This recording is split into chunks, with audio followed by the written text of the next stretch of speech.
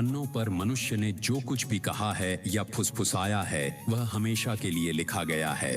दर्शकों, आपने संत रामपाल जी द्वारा बताई आध्यात्मिक विज्ञान की विधि सुनी कि शब्द खत्म नहीं होता और न ही पिक्चर यानी तस्वीर खत्म होती है। आइए एक उदाहरण से समझते हैं, जैसे कि श्री रामचंद्र जी त्रेता युग में हुए, जो लाखों वर्ष पूर्व की घटना मानी जाती है और बीच के लंबे समय में इस घटना का विस्तृत उल्लेख कहीं प्रत्यक्ष रूप से नहीं मिलता।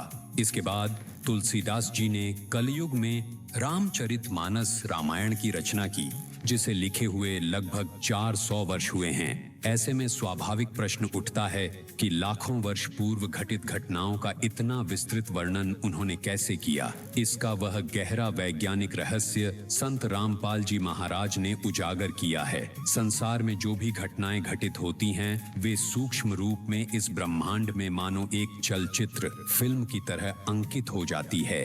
वायु और आकाश में उनकी तरंगें, शब्द और दृश्य किसी न किसी रूप में विद्यमान रहते हैं। इस ब्रह्मांड में कुछ भी नष्ट नहीं होता। जो कुछ भी घटित होता है वह एक इटर्नल फिल्म की तरह इस ब्रह्मांड में स्थिर हो जाता है। दर्शकों, लोकवेद और प्रचलित कथाओं में एक बहुत ही प्रसिद्ध प्रसंग आता है जो कर्मों की मार को बड़ी बारीकी से समझाता है।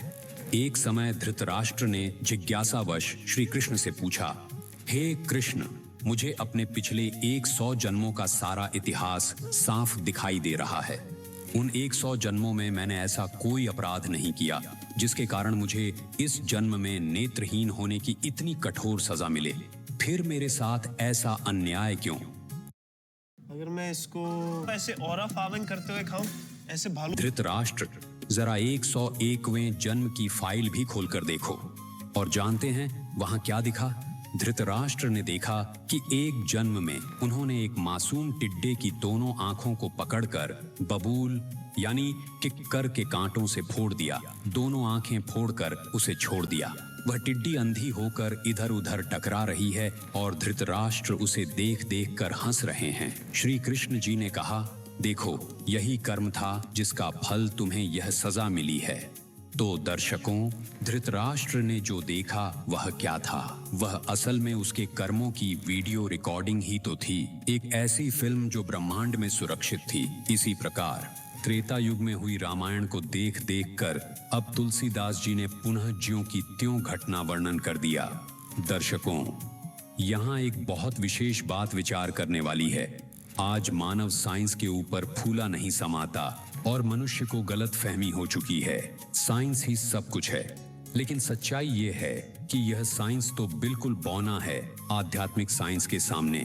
देखिए, जैसे तुलसीदास जी ने उस समय की घटना लिखी, त्रेता युग में लंका की भाषा अलग थी, अयोध्या की भाषा अलग थी। उस समय संस्कृत में ज्यादा बोलते थे, फिर भी उन्होंने दोनों भाषाओं को पूरी तरह समझा और अपनी भाषा में ज्यों का त्यों वर्णन कर दिया।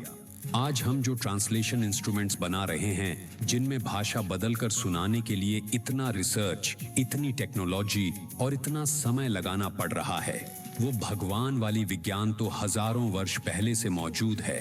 दर्शकों, इसी प्रकार श्री गीता का ज्ञान महाभारत के युद्ध के समय दिया था। उस समय युद्ध के मैदान में कोई लिखने वाला नहीं था। श्री वेद व्यास जी ने उस दिव्य ज्ञान को 36 वर्ष बाद लिखा।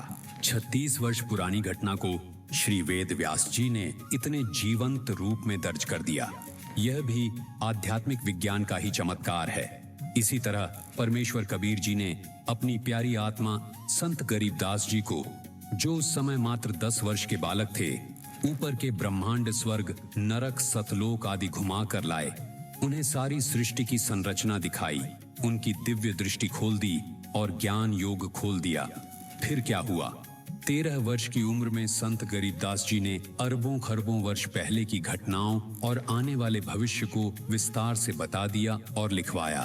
दर्शकों, अभी आपने संत रामपाल जी महाराज के मुखारविंद से वह आध्यात्मिक विज्ञान सुना कि शब्द और एक जीवन की कहानी किसी भी व्यक्ति की खत्म नहीं होती।